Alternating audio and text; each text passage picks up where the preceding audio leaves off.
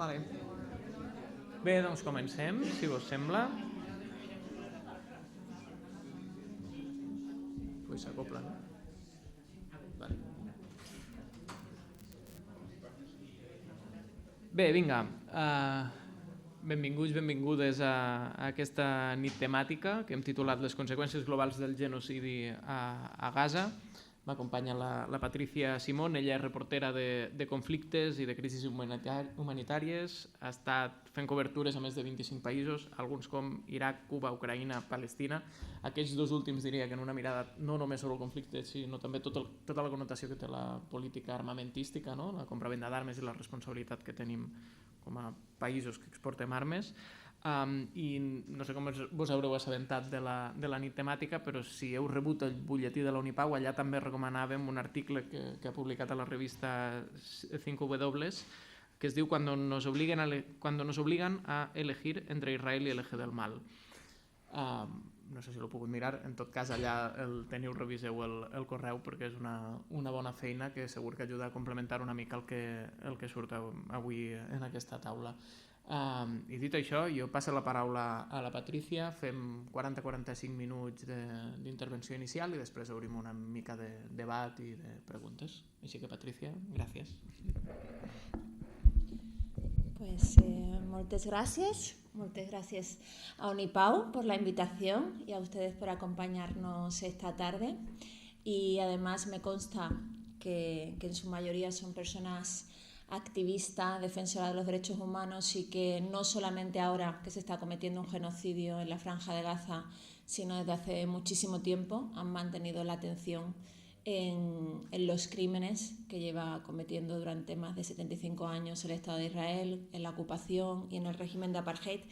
Y ese es el origen o el punto de partida por el que me gustaría empezar esta charla conversatorio, porque además, como precisamente son público especializado en la cuestión, creo que tiene más sentido el compartir algunas de las preocupaciones que empiezan a emerger un año después de que comenzase el genocidio y en el que desgraciadamente, pero también previsiblemente era esperable, pues las noticias y los reportajes y los análisis sobre lo que está pasando en los territorios ocupados empieza a caer en las páginas de los periódicos, de los informativos, y es previsible, podemos esperar que eso el año que viene, con lo que está pasando en Siria y con lo que está pasando en otros territorios y sobre todo con la llegada de Donald Trump a la presidencia y la normalización del genocidio, pues se agrave. Así que muchísimas gracias por seguir organizando este tipo de eventos. Y decía que precisamente uno de los valores que tienen organizaciones como Unipau y como tantas otras que componen, ¿no?, el tejido asociativo vinculado con el pacifismo y con los derechos humanos en Cataluña es que han conseguido mantener en la ciudadanía el conocimiento sobre lo que significaba la ocupación y el régimen de apartheid, y no fue precisamente gracias a la labor que desempeñamos muchos periodistas, ¿no?, durante los últimos años. Uno de los problemas que está en el origen de lo que ha pasado a partir del 7 de octubre es que desde 2015, desde la última gran ofensiva, ataque y masacre contra la Franja de Gaza, resultaba muy difícil encontrar información sobre la situación en los territorios palestinos, ¿no? Salvo en 2018 con la Marcha del Retorno, se informaba muy puntualmente, y eso, como bien sabemos quienes hacemos seguimiento de determinados territorios, cuando se informa solamente en el punto álgido informativo, lo que haces es que solamente puedas informar sobre los últimos eventos. No puedes hacer pedagogía y crear un conocimiento compartido sobre lo que significa esos tipos de violencia, ¿no? Y cuando proponíamos temas, los que somos autónomos, los que somos freelance, a los medios de comunicación, por ejemplo, sobre lo que estaba pasando en Cisjordania, sobre cómo se estaba acelerando la construcción de los asentamientos, cómo se estaba agravando la política de encarcelamiento de los menores, cómo se estaba aplicando esa industria, ¿no?, de la armamentística al control de la ciudadanía palestina a través de la inteligencia artificial, y cómo se estaba llevando a cabo toda esa aplicación de los llamados robots asesinos en los campos de personas refugiadas. De alguna manera lo que recibíamos es: bueno, pero más o menos lo que lleva pasando mucho tiempo, ¿no?, en Palestina. Israel había conseguido así que la ocupación, que los crímenes de lesa humanidad, que muchas prácticas absolutamente ilegales dejasen de ser noticia porque era la cotidianidad del pueblo palestino, ¿no? Y de esta manera lo que se estaba deslizando en la opinión pública es que el pueblo palestino estaba destinado casi de una forma natural, y ese era su destino, a sufrir la ocupación y además con la cabeza baja. Quiero decir que también cuando se informaba sobre las distintas formas de resistencia, incluida la armada, se planteaba como algo, bueno, con el prisma israelí, ¿no?, de que era terrorismo.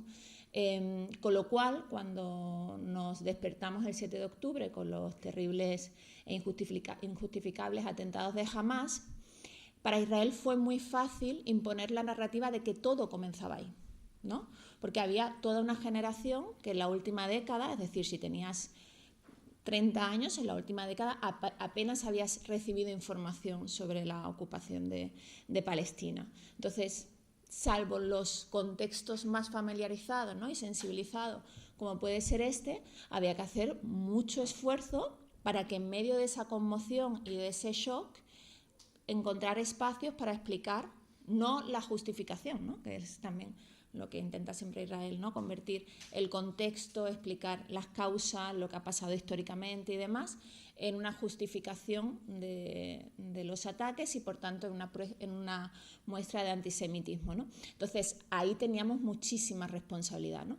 Pero también porque Israel llevaba décadas aplicando una estrategia comunicativa dirigida, por supuesto, y fundamentalmente a Estados Unidos, que es su gran soporte y valedor, pero también a las opiniones públicas europeas, que era la teoría de los bulos, ¿no?, y la era de los fake news que se supone que estamos ahora, lo lleva practicando al menos desde los años 80, que es producir mentiras a la hora en la que llegan los informativos, a la hora de los informativos en Estados Unidos, de manera que esa mentira se reproduce sin que haya tiempo de contrastarla, se demuestra falsa a las pocas horas, pero ya no se rectifica, ¿no?, o no se desmonta. Entonces, había habido toda una creación de un relato que se había ido asentando en los imaginarios y que de alguna forma pues había normalizado la situación. Yo quería hablar sobre las consecuencias globales porque creo que las consecuencias en sí del genocidio, aunque bueno, pues las cifras las que tenemos son las más conservadoras, ¿no? Es decir, que cuando se habla de 45.000 personas es para no pillarse los dedos los medios occidentales, pero se desconoce cuántas decenas de miles de personas están bajo los escombros, pero sí que tenemos conocimiento de que es el primer infanticidio, ¿no? 17.000 niños y niñas, retransmitido en directo, al menos 17.000 niños y niñas, que es una nueva vuelta de tuerca de la crueldad, ¿no? Y por eso decía antes, cuando hablamos de que estamos en la era de las fake news o de la desinformación o del odio, yo que he estudiado mucho el miedo y que creo que es el sustento de la crueldad, creo que nos encontramos en la era de la crueldad, ¿no?, en la que se puede cometer un genocidio con el apoyo, el sostén y la complicidad de las potencias occidentales, de la Unión Europea, por supuesto con el respaldo de Estados Unidos, sin que aparentemente ocurra nada. Lo que pasa es que yo sí creo que están ocurriendo muchas cosas, ¿no?, de quebranto ético de las sociedades y de derrumbamiento de cierto espejismo que todavía parte de las sociedades occidentales, y me voy a centrar más en la Unión Europea, en la europea, pues se mantenía, ¿no? Es decir, yo me acuerdo que bueno, venimos de la crisis de 2008, ¿no?, que ya supuso, en términos de doctrina del shock, para muchísimas personas el quiebre con la concepción de que las democracias liberales daban realmente respuesta a las grandes problemáticas de los sectores de la población, y vivimos esos años de crueldad absoluta, de desahucios, de recortes de los derechos más básicos y de los servicios públicos, de manifestaciones continuas.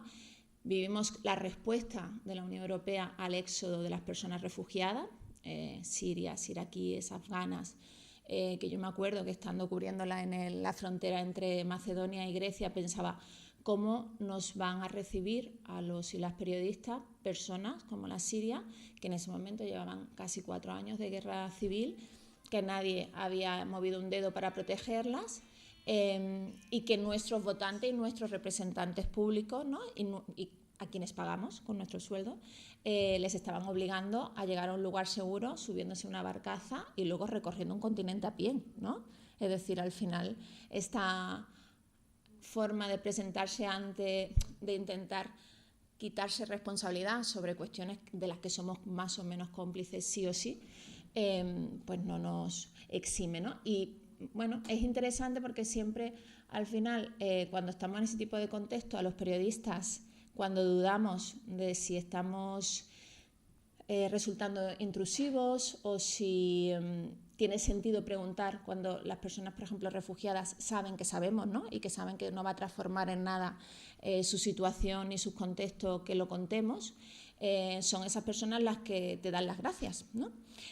Porque de alguna manera el que se recoja su testimonio en contextos de impunidad es el único reconocimiento de su dolor y de la injusticia de lo que están viviendo, ¿no? Y eso es lo único por lo que tiene sentido. Pero ahí vivimos otra ola de crueldad terrible, luego Occidente se encontró con la pandemia de COVID y sentimos que era el fin del mundo, ¿no? Y pensamos que iba a transformar nuestro mundo, y en el sur global se reían porque era una epidemia más de las tantas que sufren, ¿no? Y era como, bueno, pues ya está. No cambió nada, llegó la invasión rusa de Ucrania y efectivamente también se pensaba que iba a cambiar el orden mundial y cuando iba al sur global lo veían como una guerra europea, ¿no? Y tengo que decir que a veces también con cierta, no voy a decir alegría, pero sí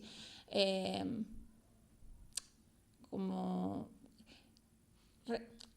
con una sensación de, a lo mejor ahora os dais cuenta, ¿no? De lo que pasa cuando vosotros sois los motores, ¿no? De toda la industria militar y belicista, pero yo creo que sí que el genocidio de Gaza sí cambia muchísimas cosas. Es decir, ese espejismo que teníamos de que los valores consensuados que violábamos sistemáticamente con respecto al resto, ¿no? Que nos dimos tras la Segunda Guerra Mundial, todo lo que era el derecho internacional, todo ese entramado para parar la barbarie que no aplicábamos salvo cuando fuese hacia nosotras, ahora ya nadie cree en eso. Y eso sí va a tener unas consecuencias, ¿no? Es decir, yo pienso mucho en la gente adolescente que igual que a nosotras nos marcó en muchos casos, la gente de mi generación, la invasión ilegal de Irak, a la gente adolescente, ¿cómo le estará marcando el genocidio de Gaza? ¿No? ¿Cómo le estará marcando preguntarse qué estamos haciendo mientras están asesinando a decenas de miles de personas, ¿no? Con nuestro armamento, con nuestro respaldo? ¿Qué pensarán cuando ven que en Tertulia, me pasó hace poco que lo vi en TV3 y no era Pilar Rahola, era una librera que no me acuerdo, si lo supiera, si me acordase lo diría, y Yolanda Batallé, diciendo que en realidad lo que estábamos viendo con Israel y Palestina era el enfrentamiento entre una sociedad como la nuestra, ¿no? Es decir, blanca, con una autocracia, y no se estaba refiriendo al gobierno israelí, se estaba refiriendo a la Autoridad Nacional Palestina, que no la estoy defendiendo, pero quiero decir que era incapaz de ver lo que significa el gobierno de Netanyahu, y que pensemos, por ejemplo, que hay sindicatos en Palestina, además haciendo una ostentación de su ignorancia, ¿no? Cuando sí que hay sindicato, pero estaba justificando esta persona un genocidio supuestamente porque la sociedad afín, que es blanca y supuestamente ha desarrollado derechos laborales, ¿no? Este tipo de discursos no aparecieron tanto, es decir, surgieron muchísimo al principio cuando tuvieron lugar los atentados del 7 de octubre, desaparecieron cuando empezamos a ver el genocidio, pero ahora vuelven a estar, bueno, de una manera generalizada en los medios de comunicación, ¿no? Por eso era el artículo de cuando nos den a elegir entre Israel y el eje del mal, porque ese es el nuevo relato que se está construyendo, ¿no? Y ese es el relato que buscaba Israel forzando, ¿no? Con los ataques a Israel, con los ataques a Irán, el regionalizar el conflicto y de alguna manera ahí sí ya obligar a que tuvieran que decantarse clarísimamente interviniendo Estados Unidos y arrastrar también a la Unión Europea de vais a estar con Hezbollah, vais a estar con los ayatolás, vais a estar, ¿no? Y eso es muy poderoso porque realmente lo que yo creo que no hemos sido capaces de dar más allá de los círculos, como digo, más especializados, es que se trata de un proyecto colonialista y que lo que está definiendo el siglo XXI, y por eso Occidente no se está enterando de nada, son los proyectos de descolonización. Es decir, en el subglobal, es decir, en la mayoría de la población del mundo, lo que están viendo es que el Estado sionista está cometiendo un genocidio y un proyecto de ocupación y de expolio contra población racializada, es decir, de piel oscura, como ha pasado con todos los proyectos colonialistas, con el respaldo de los que habían sido las metrópolis en los anteriores proyectos colonialistas, y que se permite toda la crueldad que jamás nos podríamos imaginar que se hubiese permitido si Vladimir Putin hubiese hecho esto contra la población ucraniana, ¿no? Y esto, que parece tan obvio, no sé por qué no conseguimos explicarlo lo suficiente o que se entienda lo suficiente, ¿no? Es decir, cuando tú explicas o cuando tú admites ante ti misma que todo esto que está pasando es porque son poblaciones árabes, es decir, que no son poblaciones blancas, da mucha más vergüenza, ¿no? Desde fuera, porque nos remite a otros genocidios y a otros tiempos que, bueno, pues que Europa ha conseguido que no pensemos, ¿no?, en su pasado reciente colonial. Pero esto se podía sostener en sociedades europeas que eran mayoritariamente blancos, pero es que las sociedades europeas, afortunadamente, ya no son mayoritariamente blancas, ¿no? Es decir, la diversidad que hay en nuestras sociedades hace que mucha de esa población racializada, migrante, lo está viendo y lo está interpretando de manera muy distinta a como lo está haciendo la población blanca europea. Entonces, ese descrédito, esa impunidad absoluta con la que Israel lleva décadas comportándose, ¿no?, y haciendo este tipo de crímenes de manera sostenida, porque una de las cosas que ha conseguido es que recordarnos que lo que es una práctica inadmisible solamente hace falta que la cometas durante décadas para que se convierta en ley, ¿no? Y dejemos de prestarle atención absolutamente. Es más, es curioso cómo ha conseguido algo que también saben y llevan meses denunciando todos y todas las expertas, y es que el objetivo del gobierno de Netanyahu no es especialmente la Franja de Gaza, sino que es la anexión definitiva de Cisjordania, y que está aprovechando el genocidio de la Franja de Gaza para acelerar esa anexión y negociar ahora con Donald Trump, supuestamente, ¿no?, una forma de anexión o de otra. Yo estuve hace un mes en la Franja, en Cisjordania, y el nivel de desesperación, y no voy a hablar de los adultos porque no lo podemos imaginar, pero para mí lo más paralizante y avergonzante ha sido el nivel de desesperación que ha conseguido Israel sumir a la infancia de Palestina. Es decir, el hecho de que desde el 7 de octubre suspendieran mayoritariamente casi todo el curso escolar, que los peques hayan tenido que quedar en casa, donde las familias tienen permanentemente encendida la televisión con Al Jazeera, es decir, llevan un año viendo niños siendo sepultados bajo los escombros, sometidos a todo el bloqueo económico que ha sido, ¿no?, cancelar la transferencia de los impuestos a la Autoridad Nacional Palestina, y ver toda la violencia del ejército sionista, que se ha acrecentado muchísimo con las incursiones en los campos de personas refugiadas y en las ciudades, y de los ataques de los colonos, hace que la mayoría de los niños que he entrevistado, niños con porque las niñas están en un momento de muchísima depresión, pero los niños, su depresión se ha canalizado a través de las redes sociales en una aspiración a ser asesinados por el ejército sionista. Entonces lo que hacen es dejar grabado su mensaje póstumo en el móvil, con el deseo compartido con sus amigos de que si son asesinados cuando tiran piedras a los soldados israelíes, pues que monten ese mensaje con las imágenes de su entierro y lo suban a las redes sociales, porque de esa manera su vida, que no hay horizonte, ¿no?, son vidas absolutamente aplastadas y que no son capaces de visualizarse en contextos de no violencia y de sufrimiento, así cobrará sentido en defensa de su pueblo, ¿no?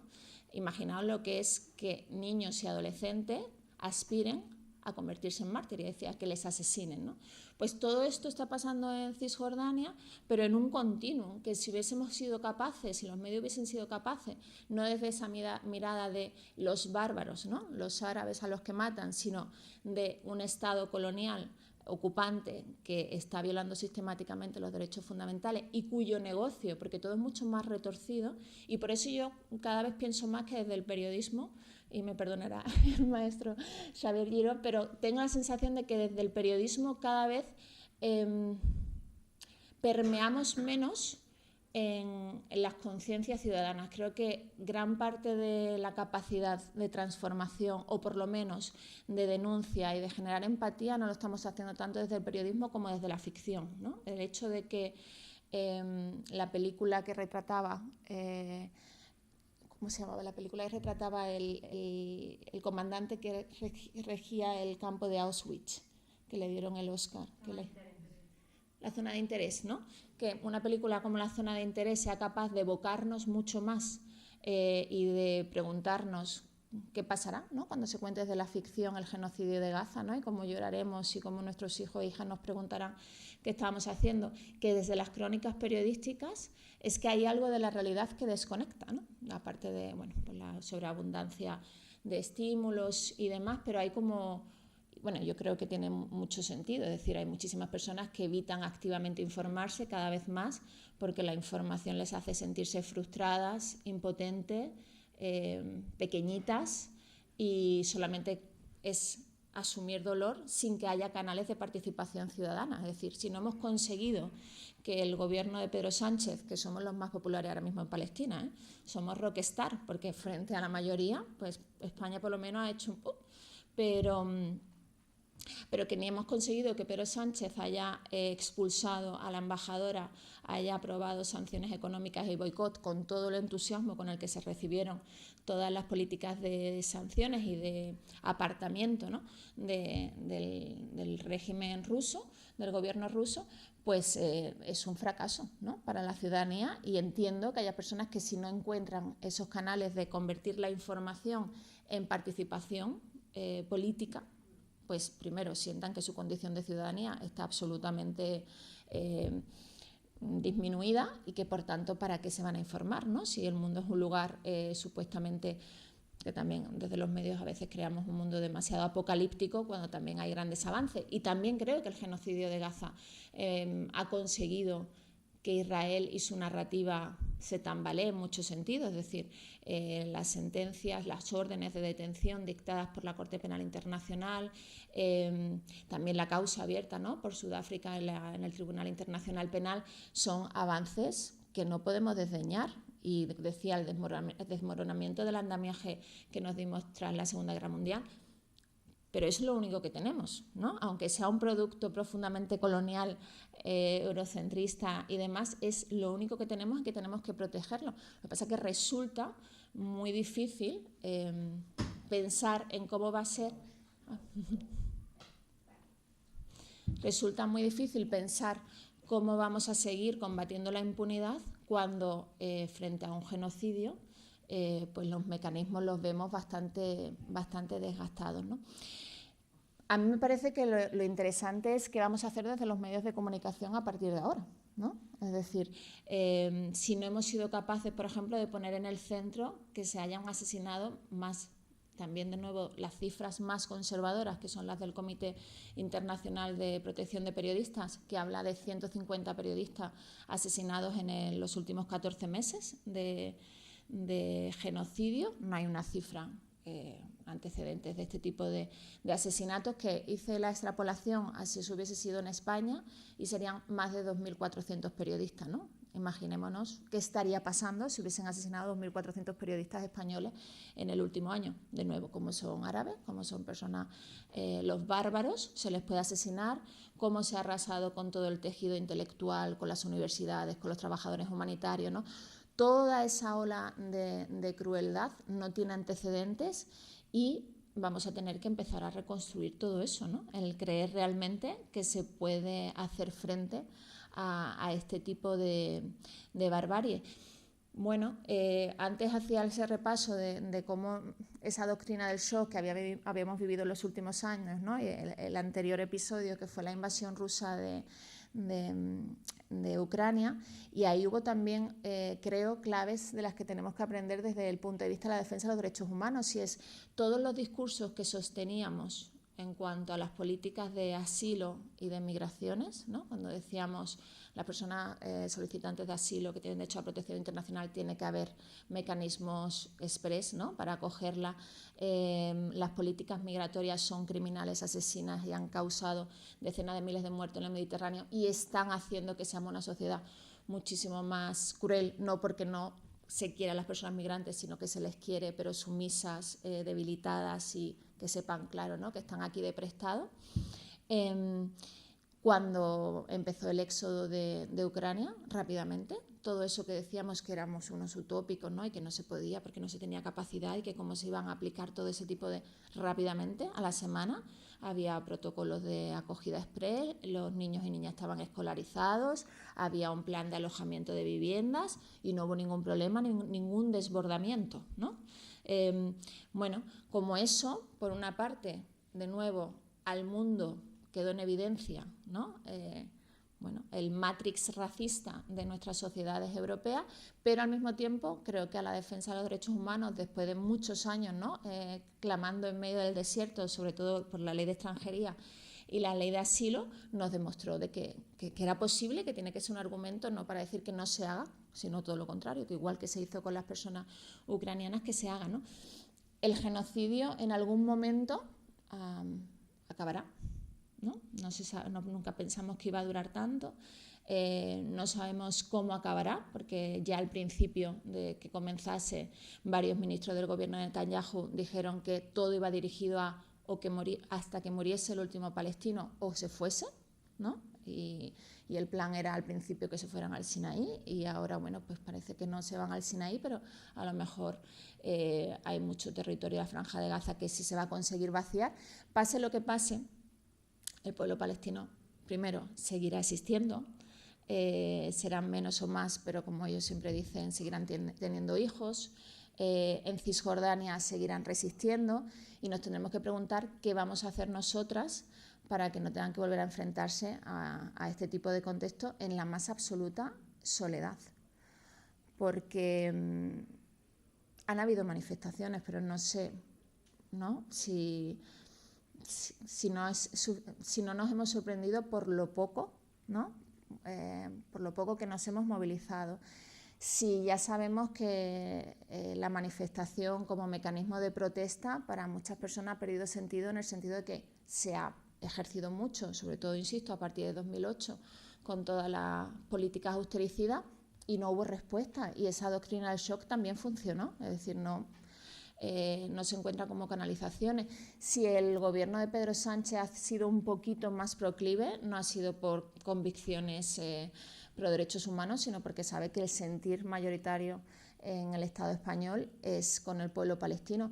Pero creo también que, como pasó con otros colectivos, como el pueblo saharaui, es una cuestión generacional. Es decir, las narrativas que a nosotras nos conformaron políticamente y nos hicieron concebir como lo que es el Estado de Israel con respecto a Palestina, no están en los espacios en los que se informa la gente más joven y no sé realmente, ¿no? Hay gente joven activista y absolutamente partícipe, pero en general, al no informarse a través de los medios tradicionales, no sé qué tipo de mensaje en este sentido, ¿no?, a la vez que el auge de la ultraderecha.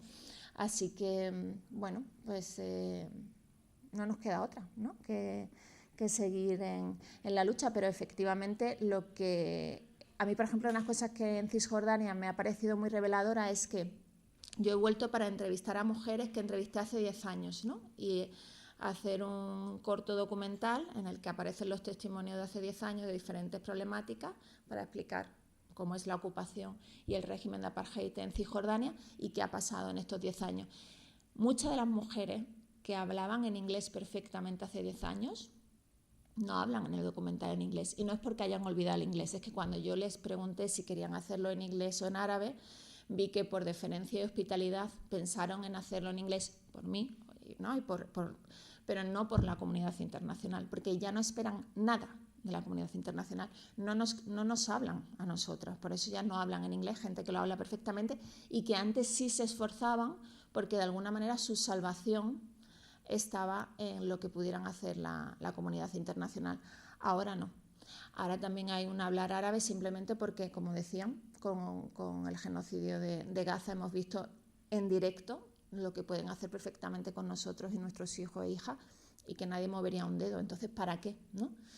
Y bueno, ¿para qué? Es también lo que tenemos que pensar, porque todo lo que está pasando, todo lo que estamos viendo, toda la respuesta que ha habido, por ejemplo, en Europa a las órdenes de detención de Netanyahu y de algún ministro del gobierno de Netanyahu por parte de Francia, por parte de Alemania, diciendo que ellos no la iban a respetar, que ellos no iban a detener si pasaba por su territorio Netanyahu, es una forma de desacreditar absolutamente las pocas instituciones, pero muy importantes, de justicia global que teníamos. Entonces, ¿desde dónde vamos a hacer la defensa de los derechos humanos, ¿no? Bueno, y ahora sí, que era un poco la idea, yo creo que lo que necesitamos también es pensar conjuntamente, pues un poco de diálogo. Bueno.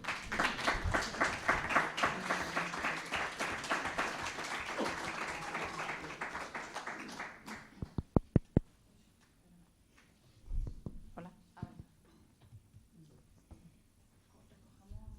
Sí. Hola.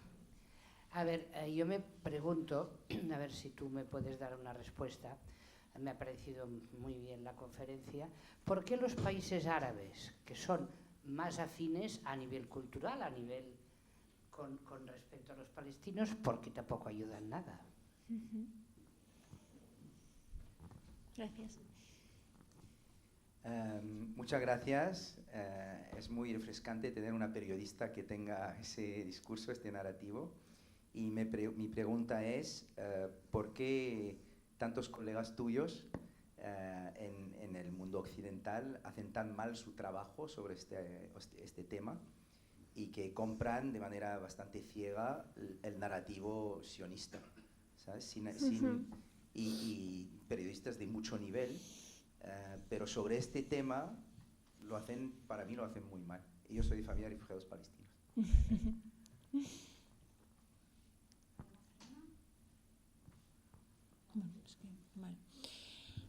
Bueno, depende de qué país árabe, ¿no? Yo creo que el primer error es dividirnos por nuestra etnia o por nuestra religión. Al final lo que hay es un pueblo oprimido y empobrecido y países enriquecidos y dopados por el petrodólar, que son los que estaban alcanzando acuerdos, ¿no?, para normalizar sus relaciones con Israel justo cuando tuvo lugar los atentados de Hamas, y que significaba sepultar absolutamente el futuro del pueblo palestino y normalizar la ocupación. Tienen la misma responsabilidad que el resto de países. Yo no creo que sea más afín en absoluto o que tenga más en común yo con un finlandés que con una persona marroquí. Y creo que en una sociedad globalizada como la nuestra, muchísimo menos. Creo que no se trata de países árabes con más responsabilidad o países occidentales. Los que sí tienen responsabilidad son los que respaldan al victimario. Y ahí, sobre todo, quien respalda a Israel y quien le protege y quien boicotea y quien está destrozando la poca reputación que le quedaba, por ejemplo, a las Naciones Unidas, es Israel, ¿no? Y quien anualmente manda más de 7.000 millones de dólares en ayuda, y quien de alguna manera... ¿Perdón? Estados Unidos. Que he dicho Israel otra vez. Estados Unidos. Entonces, el principal responsable, aparte del propio Israel, es Estados Unidos. Luego hay que pensar el papel de la Unión Europea como validador, ¿no?, que todavía pues, se presenta como el gran valedor de los derechos humanos, pero sobre todo porque comercialmente es el segundo socio más importante de Israel y por tanto es cómplice de este genocidio y de la ocupación y del régimen de apartheid. Y así, ¿no?, en términos comerciales tendríamos que ir descendiendo. Por eso también la responsabilidad de las sociedades europeas y estadounidenses, desde mi punto de vista, es muchísimo mayor que a las de países como Qatar o Arabia Saudí, donde además hay dictaduras y sus poblaciones difícilmente pueden manifestarse en contra. Cuando lo intentan, incluso por su propia situación de opresión, pues son encarceladas, asesinadas y reprimidas de la forma más violenta. Y en cuanto a periodistas, a ver, yo soy de las que piensan que nunca ha habido tanto buen periodismo como ahora, en general, Quiero decir que hace 30 años, cuando mis colegas recuerdan, ¿no?, la época dorada del periodismo, era que iban 3 de cada país, normalmente siempre los mismos, señores blancos, ¿no?, además burgueses, y que eran los ojos, cada uno de su medio de comunicación, ¿no?, y que no, además no tenía quien le contradijese en la versión de los hechos, ¿no?, y con una visión absolutamente eurocéntrica, colonialista, racista, y eso, ¿no?, de visión de los bárbaros del otro. Ahora creo que pues somos muchas hormiguitas, ¿no?, que hacemos retratos más corales de la situación. Ahora, en general, que me imagino que es a lo que te refieres. Los medios mainstream. Porque siguen manteniendo, desde mi punto de vista, creo que los medios mainstream en general siguen teniendo la visión del mundo eurocéntrica heredera de la Segunda Guerra Mundial y la concepción del mundo capitalista que surgió tras la Segunda Guerra Mundial y luego del mundo capitalista que venció, ¿no?, al bando comunista y todo lo que ahí floreció, que fue el momento de poderío, de dinerito y de los que se conformó la visión del mundo, ¿no? Hoy, por ejemplo, estaba leyendo en el suplemento del País Ideas, que me suele gustar mucho, pero sacaban un ensayo de Anne Applebaum sobre pacifismo, ¿no?, y militarismo como respuesta, una señora que ha justificado el genocidio de Gaza, que es absolutamente pro-israelí, que desde la invasión de Irak ha hecho declaraciones absolutamente islamófobas, pero de una manera brutal, y esta señora, en un suplemento que suele tener bastante buenas aportaciones, lo habría, ¿no? Es decir, el imaginario y la cosmovisión sigue siendo la de la tertuliana de TV3, que era: los israelíes son los nuestros y los bárbaros son los que se pueden aniquilar, son bueno, como dicen en Colombia, los desechables, ¿no?, y que se les puede matar por miles.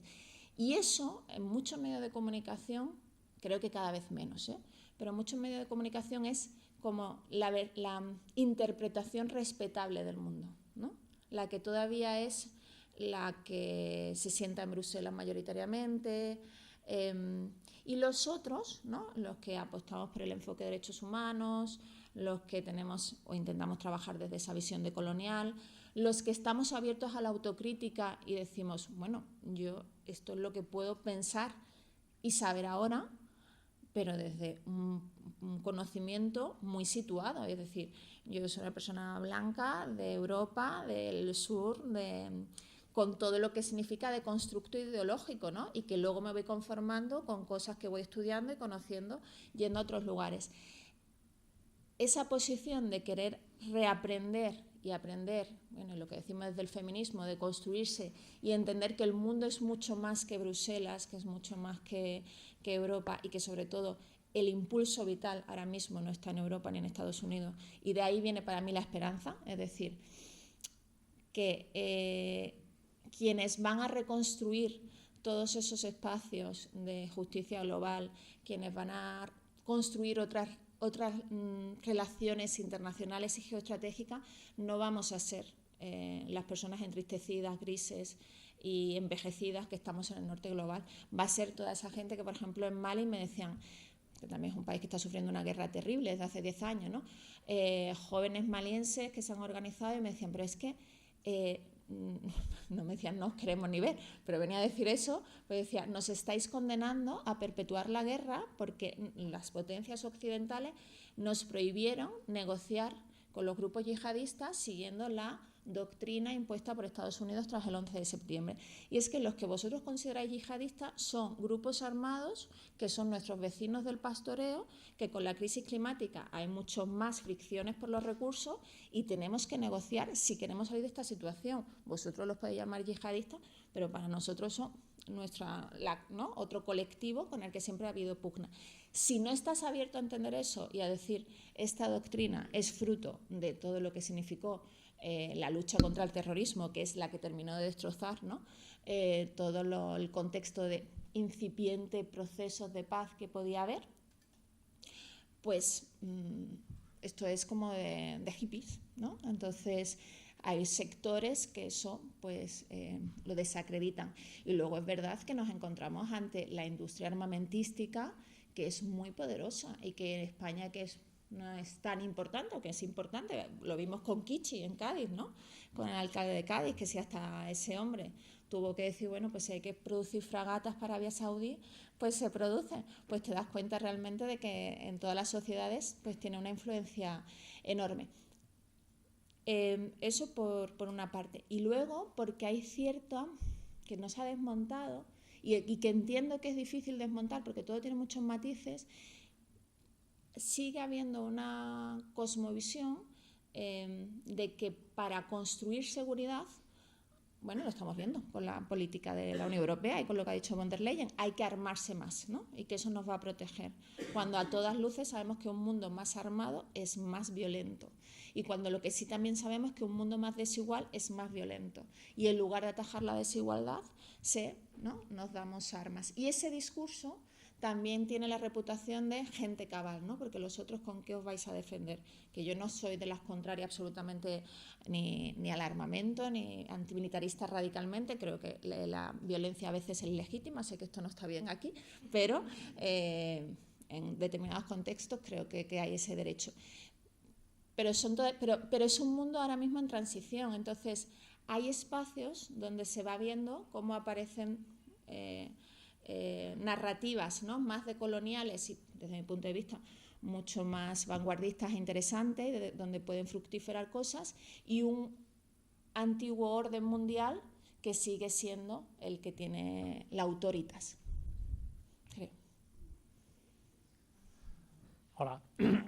Estamos viendo que hace mal Israel y el gobierno de Netanyahu. Pero me parece que nos falta también saber qué está haciendo bien o mal Hamas. Que esto teóricamente evidentemente se está defendiendo, que es lo que está haciendo bien, porque evidentemente creemos que se ha de defender, pero no sabemos exactamente las interioridades de Hamas. Y esto creo que es un error que tendríamos que ir corrigiendo. Sabemos exactamente lo que está haciendo mal Netanyahu y Israel, y sabemos claramente lo que se ha de hacer, parar la guerra, pero no sabemos exactamente qué está haciendo bien o mal Hamas. Vale. ¿Nos puedes aclarar un poco más este concepto? No, yo voy a Gracias. decir, gracias a usted. Yo voy a decir lo que me he encontrado yendo a los campos de personas refugiadas de Jenin y de Tulkarem, hablando con milicianos de Hamas, justo después de la mayor ofensiva que han sufrido y ataque en las últimas 2 décadas, pero no sobre lo que hace bien Hamas o no, porque quiero seguir yendo a Cisjordania y ya nunca me han dado permiso para entrar en Gaza, entonces me voy a quedar ahí, ¿no? Pero recomiendo muchísimo el libro sobre Hamas que ha publicado Capitán Swing, que hace un repaso histórico interesantísimo, ¿no? Sobre los últimos 20 años. Yo lo que me he encontrado, aparte de lo que os decía, ¿no? de este fenómeno entre los jóvenes, que además de buscar el martirio, ¿no? Como una forma de dar sentido a sus vidas, también de alguna manera aspiran a convertirse en miembros de Hamas y de la yihad islámica, ahora en muchos casos más de Hamas que de la yihad islámica por el genocidio de Gaza, porque admiran no ya los atentados del 7 de octubre, sino la capacidad de resistencia, que creo que es de algo de lo que no estamos hablando, es decir, 14 meses, ¿no? de genocidio en Gaza y todavía les cuesta mucho entrar, ¿no? Y avanzar en el territorio. Y en los campos de Jenin y Tulkarem, lo que me he encontrado hablando con los milicianos son chicos muy jóvenes, que el proceso de entrada es... pues primero tiran piedra, después les dejan unas bombas manufacturadas, ¿no? Para cuando entran los tanques en los campos, pues que se las disparen como forma, bueno, pues de ir entrando, ¿no? en la maquinaria, pero que muchos de ellos no tienen, por supuesto, porque se habla de yihad islámica y ya parece que estamos hablando de yihadistas, ¿no? No hay una orientación religiosa, ¿no? cuando entran en estos grupos. De hecho, yo les preguntaba, bueno, a los niños y a los adultos, ¿no? ¿Por qué elegiste este grupo? ¿Por qué te gustaría entrar? Y me decía, sobre todo es por afinidad familiar, es decir, si mi primo entró en la yihad islámica o somos de esta parte del campo de refugiados, nos vamos a ir más por aquí, si tenemos más familiares en Hamas, vamos a entrar por ahí. Pero muchos son jóvenes que trabajaban en Israel como la mano de obra barata, esclavizada que utiliza Israel y que utilizaba hasta el 7 de octubre, que son los que están trabajando en el McDonald's, los jardineros, los albañiles y demás, que fíjese, tan peligrosos como son, cruzaban todos los días los puestos, iban a trabajar, recibían su salario y se volvían, ¿no? Cuando el 7 de octubre se suspenden todos esos permisos para trabajar en Israel y también en los asentamientos ilegales, muchos de estos jóvenes se quedan sin ningún tipo de ingreso, jóvenes y adultos, hombres, como además la UNRWA también se le recortó muchísimo el presupuesto, se le puso muchos obstáculos para que pudieran trabajar en los campos de personas refugiadas y Israel no hacía esa transferencia de impuestos, ahí hay una crisis brutal. Y muchos jóvenes que trabajaban en Israel hasta el 7 de octubre se han metido en las filas de Hamas y la yihad islámica porque es la única vía para tener un ingreso. No es que sea esa la única razón, también es porque, como me decían muchos, dicen nos van a matar, igual si nos resistimos o no, pues por lo menos, ¿no?, que nos podamos defender. Entonces, esta es, hasta antes del 7 de octubre, también muchos jóvenes lo que buscaban ahí, que es un fenómeno global, porque además también es que explicamos las cosas a veces porque no tenemos espacio, porque yo siempre pienso las cosas desde mí misma, ¿no? Como ciudadana, cuando termino el día, informarse es estudiar. Entonces, encontrar el tiempo y la serenidad para informarte en profundidad sobre un mundo que es muy complejo, cada vez más complejo, ese es el rasgo, ¿no?, de la sociedad globalizada, pues no es tan fácil. Entonces, cuando hablamos, por ejemplo, de los grupos armados que están proliferando en el Sahel, ¿no?, hablaba antes de Mali y se habla porque el Estado Islámico que está actuando ahora, por ejemplo, en Burkina Faso, el grupo de Al-Qaeda del Magreb, tal, siempre, de nuevo, con esa mirada del norte global, los exotizamos y ya estamos pensando nada más que son yihadistas, los bárbaros, no sé qué, cuando la mayoría de ellos, ni en Mozambique, ni en Mali, ni en Burkina Faso, tienen un motor ideológico, un motor religioso. Es que es la única vía, en un contexto de absoluta desigualdad y falta de oportunidades, de tener un salario y una protección de grupo armado frente a otros grupos armados ante la creciente violencia, muchas veces por la presencia de tropas internacionales como la francesa. Pues en el caso de la yihad islámica, muy parecido, es decir, si lo único que podemos hacer para dar sentido a nuestras vidas es unirnos a las filas de la lucha armada, ahora además que tienen muchísima más reputación, y lo que tienes al lado es la Autoridad Nacional Palestina, que es absolutamente un actor es cooperante necesario, ¿no?, de Israel para la ocupación y el régimen de apartheid, es decir, la Autoridad Nacional Palestina es parte del problema, pues lo único que les queda es, desde mi punto de vista y según lo que ellos explican, tomar las armas. Sobre lo que hacen bien o mal, muchas cosas. Hola, buenas tardes. Mira, soy palestino. Soy catalán, al mismo tiempo soy español, al mismo tiempo de aquí.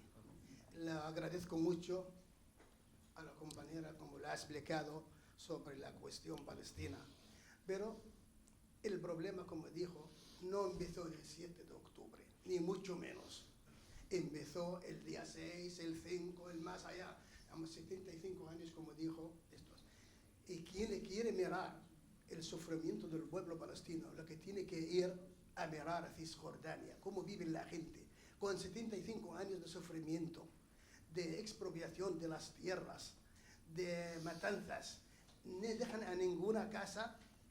Yo soy de ahí, de Cisjordania, soy de la ciudad de Nablus, y ahí ni siquiera el olivo no puedes recogida de sus... de los olivos, no puedes, digamos, la vida cotidiana en 75 años de sufrimiento. Yo nací bajo la ocupación israelí, tenía 7 o 8 años y le he visto todo, que es la ocupación israelí. Entonces, cuando hablamos del atentado del 7 de octubre, yo no le veo esto. El sufrimiento de un pueblo completo, además tenemos, tenemos todo el derecho internacional de un ocupante que lucha contra todos los medios contra el que lo ocupa. Este es nuestro caso. Y a la respuesta del compañero que hablaba sobre Hamas, yo no puedo contestar. Hamas no es un grupo terrorista como le intentan explicarlo. Hamas en el 87 nació. Antes, desde el 48 hasta el 87, Hamas no existió. Y los palestinos ofrecieron los acuerdos de paz con Israel, hasta ofrecieron el 87% de toda Palestina al Estado de Israel y lo negó Israel. Además, actualmente, como vemos, el 27 o 23% que quedó Cisjordania y Gaza, el Estado de Israel aumentó las colonias de 150.000 colonos a 750.000 colonos en Cisjordania, después de los acuerdos de Oslo. Digamos, no es un gobierno que quiere la paz, es un gobierno neonazi, lo que quiere es poner un pueblo encima de otro. Nosotros somos gente amante de la paz. Yo, mira, toda mi vida le he visto cómo es el sionismo, cómo es el Estado de Israel. Digamos, el romanticismo, aquel que estuvo en Europa desde la creación de Israel, actualmente esto no lo es. No es lo mismo que cuando empezó el Estado de Israel o la creación del Estado de Israel. Y la segunda cosa es la doble moral que le veo en Europa. No quiero decir la población europea, yo distingo entre la población y los gobiernos europeos. Desde el gobierno español hasta el gobierno alemán, el que es casi neonazi.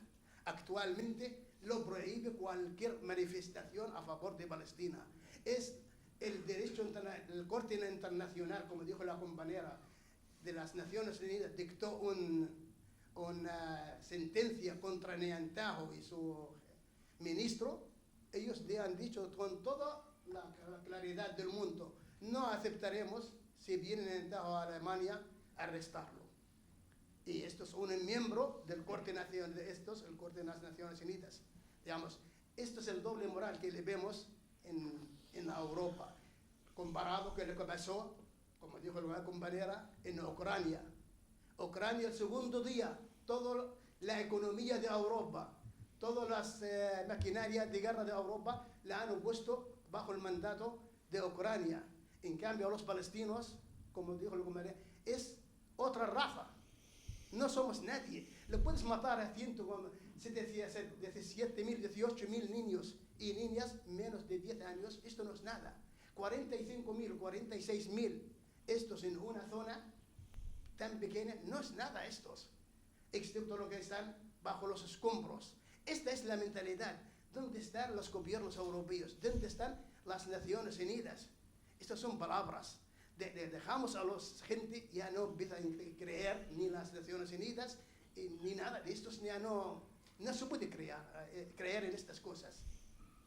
Y nada más, ya, porque de Hamas, compañero, ya no es Hamas, es un grupo de resistencia palestina.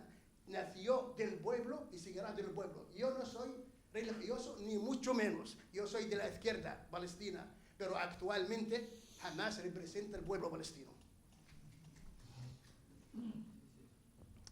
Sí, volviendo un poco a la pregunta de Álvaro, diferente, y no sé si es una pregunta un poco inocente a estas alturas, yo creo que el atentado del 7 de octubre nunca tendría que haber ocurrido, no sé si voy, pero quiero preguntar, jamás fue capaz de medir las consecuencias. También se habla de que lo conocía ya Israel, lo había promovido de alguna manera. ¿Puede ser eso cierto? Quería una excusa fuerte delante del mundo para empezar a masacrar, pero sobre todo midió, sí, tú con tu atentado, que fue terrible, hubo un reportaje hace unos meses en la TV3 que nos aclaró algunas cosas, supongo que pasó en otras muchas cadenas, este reportaje, fue capaz de valorar, medir, o era yo tiro para adelante, después sabiendo que la represión 1.000.000 de veces más fuerte iba a ir no contra ellos exactamente como grupo, sino contra la población más indefensa, y contra los niños, y contra todo. Entonces, yo le doy unas tantas vueltas a esto en la cabeza, no puedo entender, es decir, cuando las conversaciones de paz han tenido poco éxito, los encuentros a los que hacía referencia han tenido poco, pero si yo voy con un tirachinas y el otro lleva un fusilón, bueno, esta es un poco la idea. Bueno, hay muchas teorías, pero son especulaciones y ahí no tiene mucho sentido entrar. Lo que sí son hechos es que el año anterior, es decir, 2023, desde la vuelta de Netanyahu al gobierno de Israel, había acelerado la construcción de los asentamientos en Cisjordania. Eso había aumentado los conflictos, ¿no?, con las poblaciones locales y los enfrentamientos. Entonces había destinado buena parte de los soldados a Cisjordania para proteger a los colonos ilegales, y eso había hecho que quienes estaban supuestamente, ¿no?, destinados vigilando la zona fronteriza de Gaza con Israel, estaban en el otro territorio, porque, como digo, el objetivo es Cisjordania. Eso es un hecho. Otro hecho es que, por ejemplo, cuando ocurrió el 7 de octubre, que son crímenes de guerra y deberán de ser juzgados, los que cometió Hamás, eran suficientemente graves como para que Israel tuviera que añadir bulos como los que se han demostrado de que decapitó a 40 bebés, ¿no? Como otras especulaciones, hay sí especulaciones que ha habido, que incluso han generado crisis dentro de la redacción del New York Times, como la violencia sexual empleada, ¿no? Porque los reportajes que inicialmente se publicaron no estaban sustentados en pruebas suficientes, y entonces pues eso hizo que hubiera muchas quejas dentro de la redacción del New York Times, que tampoco es que se haya caracterizado, ¿no?, por documentar correctamente lo que está ocurriendo en la Franja de Gaza. Entonces, creo que es todo tan suficientemente grave que no necesitamos ni siquiera, que está bien la curiosidad y preguntarse, ¿no? Por ejemplo, también ahora salió un informe sobre cómo el gobierno de Israel había percibido por pruebas que hacen sísmica, ¿no?, sobre cómo había habido movimiento de tierra y demás en la Franja de Gaza, es decir, que había indicios, pero la atención no estaba puesta ahí. Todo lo que era términos de recursos de seguridad y de vigilancia estaban puestos en Cisjordania. Entonces, ¿que pudo haberlo advertido? Sí o no, no lo sabemos, pero es que ya en sí lo que estaba ocurriendo antes en Palestina y en Gaza, quiero decir que es que ya lo que estaba la crisis humanitaria que estaba sufriendo Gaza antes es suficientemente grave como para que pongamos ahí el foco y no en lo que podría haber pasado. Sí. ¿Puedo? Sí. Después hay otra mano perdida. ¿Funciona? Sí. Puedo completar con 2 o 3 informaciones. ¿Me escucháis? ¿Sí? ¿Con el micro? ¿Sí? Entonces, primero que lo del 7 de octubre, como se ha dicho antes, no ocurrió así el 7 de octubre, ¿vale? Fue la consecuencia de años y años de sufrimiento. Y los palestinos de Gaza habían probado muchas cosas. Incluso en 2018, la Grand March for Peace, una caminata para paz con banderas blancas, y se había matado, disparado, snipe de francotiradores, 300 niños caminando con banderas blancas. Entonces han probado todo, estaban desesperados, ¿vale? Entonces, y así salió cuando la gente, y fue un movimiento de resistencia. Luego, sobre el 7 de octubre, sin entrar en el detalle, el objetivo militar de Hamás, ¿vale?, era coger rehenes para poder negociar. No querían matar a miles de personas, ¿vale? Y desde el punto de vista sí que han cogido a rehenes. Luego se ha matado a mucha gente, y sin entrar en el detalle, muchos de ellos han sido matados por el ejército israelí mismo, ¿vale? Porque el ejército israelí puso en marcha lo que se llama la directiva Aníbal, no sé si es algo que que el principio es matar a todos, no queremos rehenes. Y esto salió hasta en la televisión, en la prensa israelí, ¿vale? Y se ve, hay vídeos de helicópteros israelíes matando a toda la gente que está en la rave, disparándoles, ¿vale? Entonces, no es blanco o negro. Y al final, no importa tanto lo que pasó el 7 de octubre específicamente, pero es el contexto y lo que está pasando ahora, ¿vale? En el narrativo sionista intentan hacer creer que es el Bataclan, ¿no? Como en Francia, ¿no? Que no tiene nada que ver. En un caso es un atentado fanático, religioso, etc. En el otro caso es un acto de resistencia, de defensa. Yo añadiría que, bueno, sobre la intención, ¿no?, de secuestrar rehenes y luego hacer intercambios, ¿no? De hecho, una de las cosas que pasó el 7 de octubre, me contaban en Cisjordania, es que muchas de las familias, porque una de las políticas de Israel retomada en 2015 es, y publicó en La Marea un reportaje sobre eso, es quedarse con los cadáveres de los jóvenes y milicianos acusados de haber atentado contra soldados o civiles israelíes. Se quedan con los cadáveres como una forma de castigo colectivo contra las familias y para luego negociar vidas vivos, ¿no? Es decir, rehenes vivos con los cadáveres de las familias que no han podido enterrarlos dignamente, ¿no? Que eso enlaza con algo que creo que es una de las dificultades que tenemos como periodistas a la hora de narrar la ocupación, y es que contar un genocidio, no estamos ahí porque no nos han permitido estar, porque saben que nuestro testimonio, ¿no?, en las sociedades occidentales vale más que la vida de los 150 periodistas palestinos asesinados, pero contar un genocidio y hablar lo que significan los cuerpos debajo de los escombros y demás es más fácil, pero todo el sistema maquiavélico, imbricado de las políticas de ocupación dirigidas a que toda la vida de un palestino esté atravesada por la ocupación y por el poder que tiene para despojarte de cualquier capacidad de decisión, desde si voy a llegar a la hora al trabajo, a si mi hijo va a sobrevivir o va a ser encarcelado cuando va por la mañana al cole y lo detienen, de si puedo casarme con una persona que vive al otro lado del muro en Jerusalén, el permiso para poder ir a la otra población. Toda la vida es decidida, ¿no?, impuesta por la ocupación. Pues todo ese tipo de políticas, como lo de los cadáveres o como también, ¿no?, decía el 7 de octubre, pues eso, mucha gente pensó, ahora va a haber una negociación y voy a poder recuperar el cadáver de mi niño, que hace 4 años que lo tienen en una cámara frigorífica, o a lo mejor mi hijo de 14 años que lleva 7 meses encarcelado, pues van a poder ver la libertad, ¿no? Pues toda esta crueldad, ¿no?, que impregna todas esas políticas y que va desde el tipo de carnet que tienes y qué te permite, qué carretera te permite, o si vas a poder recoger la aceituna de tu olivo, o si vas a poder ver a tu primo que vive en otra ciudad, eso cuesta mucho más explicarlo, porque parece más sutil, pero realmente en términos de tortura y de privación de libertades, ¿no?, bueno, pues afecta mucho más cotidianamente y a muchas más personas.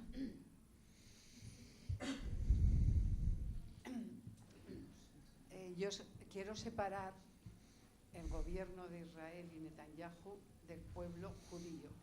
Claro.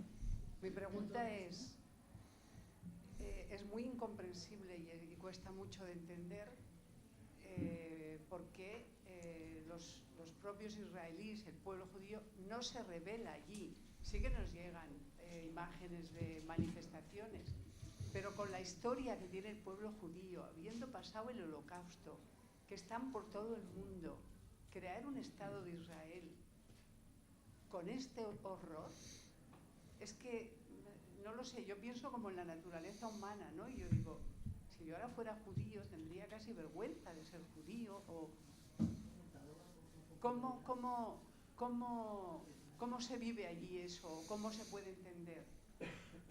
A mí me choca también, ¿no?, por ejemplo, en Estados Unidos, que hay tantos judíos intelectuales, de izquierdas, tal, que no estén, o sea, que estén consintiendo crear un Estado de Israel que no sabes dónde parará, porque querrán parte de Líbano, querrán parte de Siria, querrán Cisjordania, querrán igual parte de Jordania. Es que no sabes dónde... ¿sabes? Entonces no sé Bueno, si la se gran puede- crisis del Partido Demócrata en Estados Unidos, una de las grandes crisis la ha provocado la población judía antisionista, sobre todo la juventud que se ha manifestado en los campus contra el apoyo, ¿no?, del gobierno estadounidense de Joe Biden a Israel. Quiero decir, Israel representa una minoría del pueblo judío. Lo que pasa es que una minoría muy visible. Por supuesto que también el lobby pro-Israel que hay en Estados Unidos es muy poderoso, pero no. Además es injusto con el pueblo judío porque estamos haciendo exactamente lo que quiere el gobierno fundamentalista de Netanyahu, que es vincular el judaísmo con el sionismo. Y hay muchísimos movimientos compuestos por personas judías que claman para que se les desvincule, ¿no?, su condición como pueblo judío y sus creencias y al sionismo.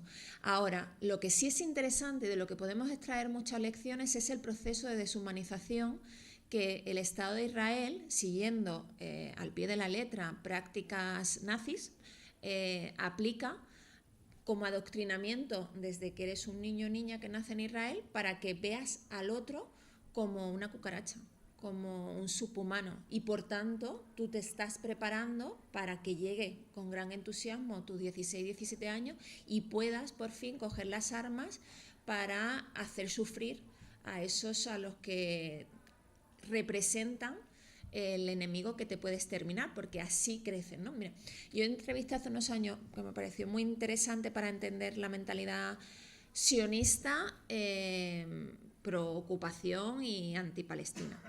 Es una señora israelí.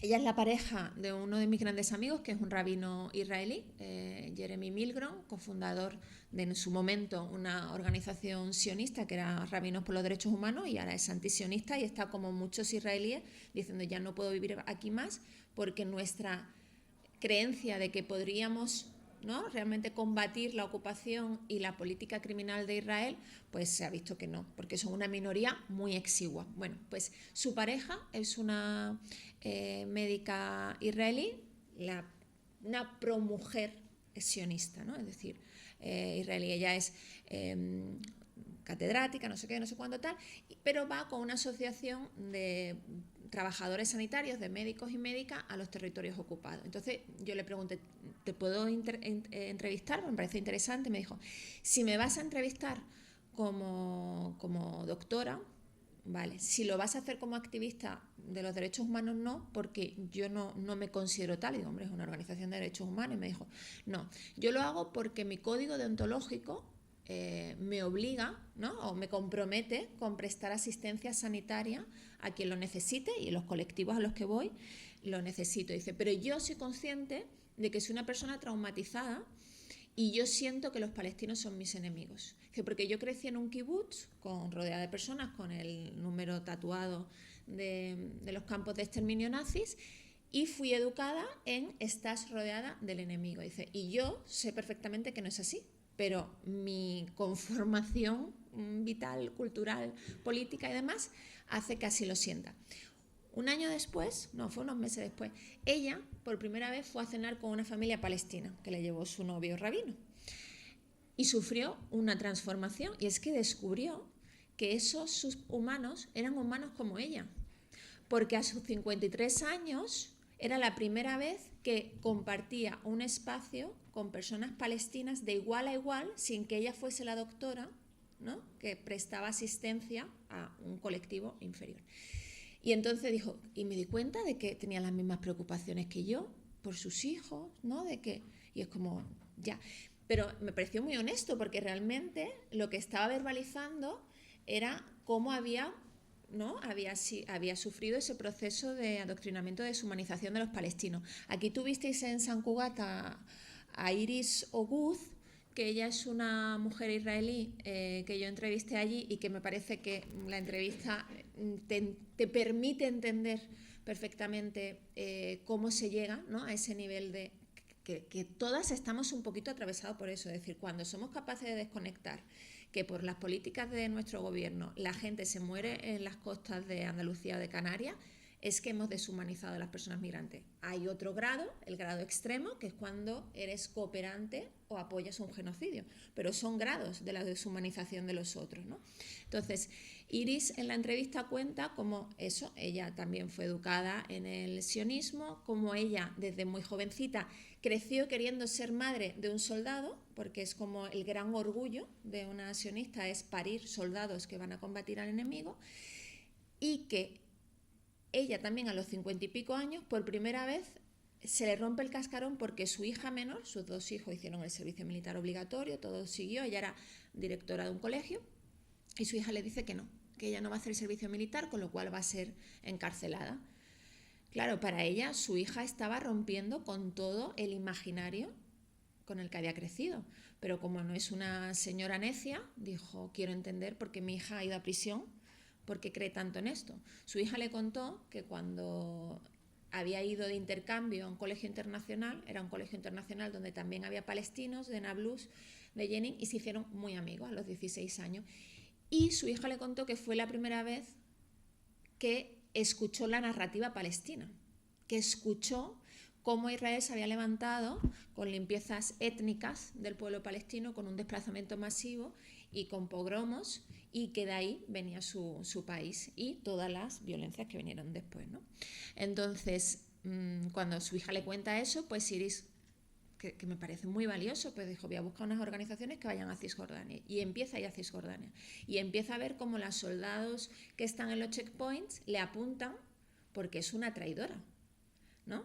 Y entonces ella, todo lo que había construido, sobre lo que había construido su vida, empieza a desmoronarse. Ahora su mejor amiga es una palestina, ha recibido el rechazo de buena parte de su entorno y familia, la ven como cómplice del 7 de octubre, recibe amenazas. Las hay, pero tengo que decir que son muy poquitos y poquitas, porque toda la maquinaria está al servicio educativa, mediáticamente. La persecución que está sufriendo el periódico Haaretz, cómo lo están asfixiando económicamente, cómo lo están estigmatizando, cómo están amenazados sus periodistas, es porque es una pequeña brecha en el sistema de gente que es capaz de contar que está habiendo un genocidio. Tampoco es que estén, ¿no? Pero ven a los otros como humanos también. Entonces, por ejemplo, yo estuve en las manifestaciones que hay los sábados, que a veces aquí también se cuenta en Regulinchi, porque las manifestaciones no son en contra del genocidio. Las manifestaciones son pidiendo a Netanyahu que negocie para que vuelvan los rehenes. Y ahí hay un grupito de valientes que se van con sus pancartas de acabemos con el apartheid y con la ocupación, que reciben insultos de esas personas que decimos, hombre, hay una gran oposición. No, la oposición es mínima. Otra cosa es que haya gente que no apoya a Netanyahu por la reforma constitucional que iba a acabar con la separación de poderes o porque se haya entregado para su supervivencia política a los más fundamentalistas. Pero para mí la analogía de Israel es entrar en una secta, que fue muy parecida cuando estuve en Corea del Norte. No hay posibilidad de diálogo porque cuando utilizamos los conceptos, si yo hablo de ser humano, ellos están excluyendo a los palestinos y a los libaneses y a los árabes en general, ¿no? Entonces, claro, es un constructo, ¿no? Supremacista, blanco, profundamente racista, y ya está, y además con el componente de pueblo elegido, ¿no?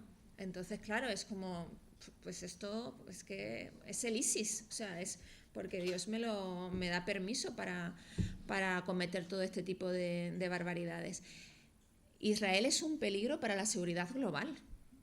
Como país se ha convertido en un peligro para la seguridad global porque está generando, bueno, lo que estamos viendo con la crisis de Siria también tiene mucho que ver con el papel que ha tenido Occidente en el genocidio, los odios crecientes que vamos a ver desde el sur global hasta Occidente, y todo lo que pase, nadie podrá decir que no era previsible. Esto es como pensar que a las personas las puedes encerrar, a las personas afganas, en las islas griegas, 4 años, cuando vienen huyendo del régimen talibán, ¿no? Y nos echamos la mano a la cabeza, ¡ay, que han vuelto los talibanes! Antes los estábamos encerrando en las islas griegas. Y que un niño que esté viendo cómo sus padres sufren durante 4 años rodeados de ratas en las islas griegas, simplemente porque no son europeos, alguno sentirá odio, ¿no? Porque yo lo sentiría. Yo siento odio. Y creo que mucha gente, el genocidio de Gaza nos ha quebrado en muchos sentidos y nos está haciendo sufrir mucho porque se nos han caído los pocos asideros que teníamos, que era el de, pues lo que podíamos sacar a relucir como derecho internacional, no porque no lo creyésemos realmente, pero bueno, porque no era tan papel mojado, ¿no? Y ahora sí. Entonces es un sufrimiento el del pueblo palestino que creo que representa de todos los pueblos oprimidos, porque yo estuve hace poco en Chad y los testimonios de los sudaneses que salían huyendo a la frontera no es que fuesen menos terroríficos, quiero decir que las violencias de los conflictos y cada vez más en todos sitios. Lo que pasa es que esto lo están haciendo con nuestros recursos, con nuestro armamento, con el apoyo de nuestros gobiernos y con la impunidad que le hemos dado a Israel en todos los ámbitos, incluido Eurovisión, que parece una tontería, pero no.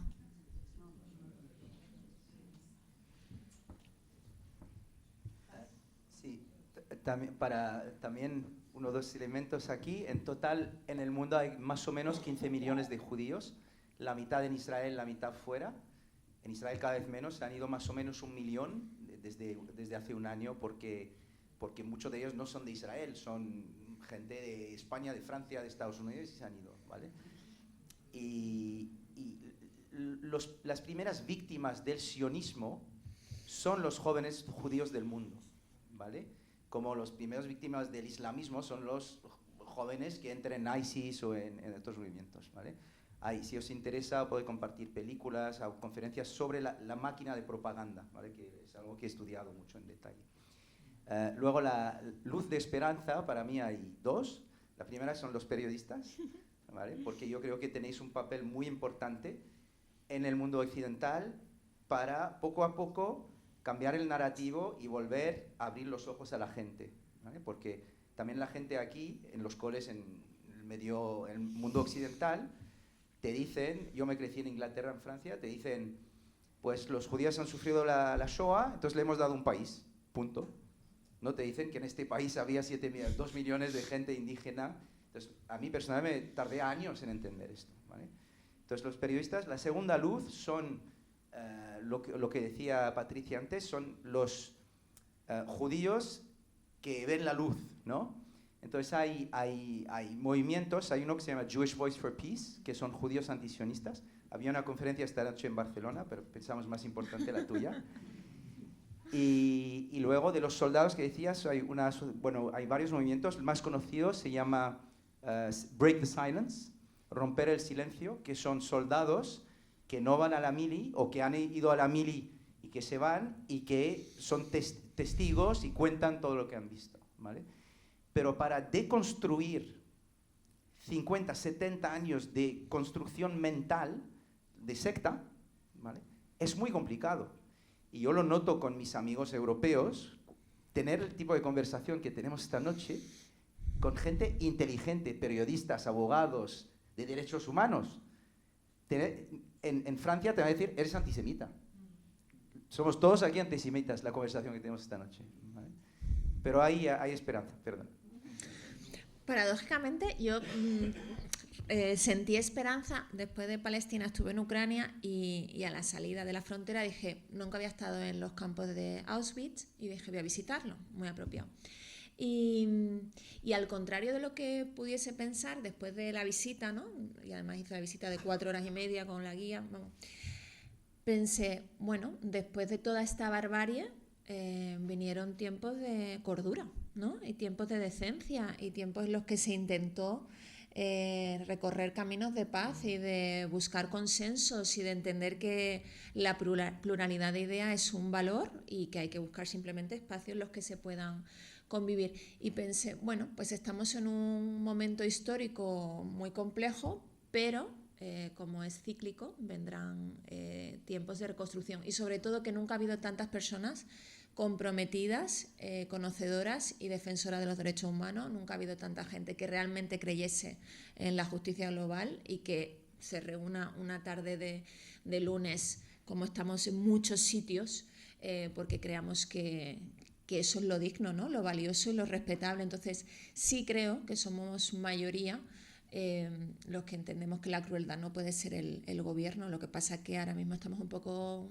con líderes pirómanos, pero bueno, todo, y ahí también el periodismo tiene un papel fundamental, y es frente a esa narrativa, ¿no?, que presenta los hechos como inconexos y todo como caótico y qué mundo más violento, nunca hemos estado tan mal, todo lo contrario, ¿no?, generar certidumbres explicando los procesos, quiénes se lucran con todas esas violencias y sufrimiento, ponerles nombres, y por tanto ahí se puede reconectar con el relato de lo que nos ocurre, porque no es imprevisible, ni son fenómenos naturales, ni es tan difícil de entender, solamente pues tenemos que ordenarlo, ¿no?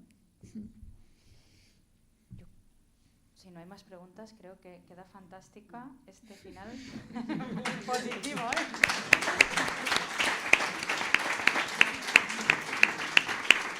Muchas gracias.